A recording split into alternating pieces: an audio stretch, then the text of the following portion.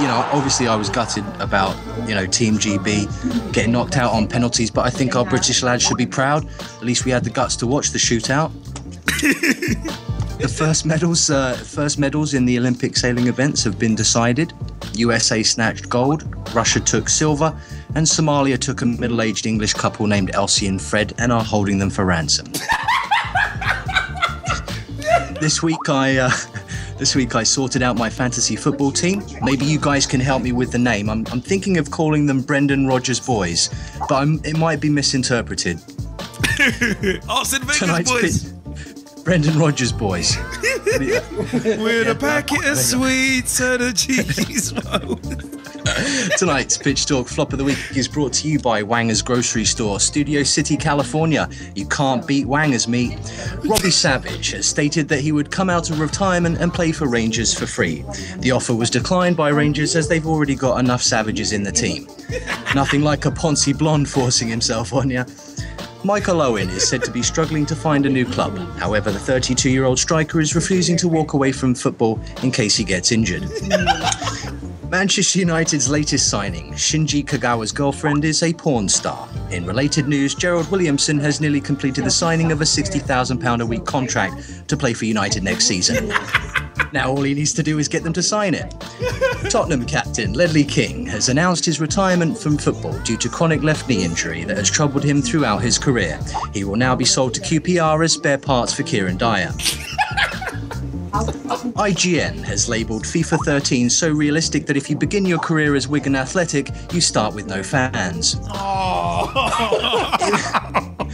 Imogen Thomas has announced her pregnancy this week. Imogen and the 540 Premiership footballers are said to be delighted with the news. Uruguay striker Luis Suarez has condemned the abuse he received from Millennium Stadium's crowd during his country's 1-0 defeat to Great Britain. Someone should tell Suarez that booing a national anthem is actually a term of friendship in Britain. Hope Powell's ladies bowed out at the quarter-final stage of the Olympic competition, losing 2-0 to an impressive Canadian side. There was a major controversy late into the game as Andy Carroll seemed to be blatantly fouled in the area. However, the Japanese referee deemed it unintentional. Olympic diving partners Tom Daley and Pete Waterfield saw their lead in the synchronised diving final fall to fourth in front of a packed crowd at the London Aquatic Centre. Sweden scored them 6.5, Norway 7.5, USA 7.0, and Howard Webb gave a penalty to Man U. It's funny how the empty seats from the Wigan Stadium managed to get Olympic tickets, wasn't it? Sky Sports News has reported a bottle being thrown at the start of the 100-metre finals in athletics, narrowly missing 2 of their star athletes. The police have named John Terry as the prime suspect.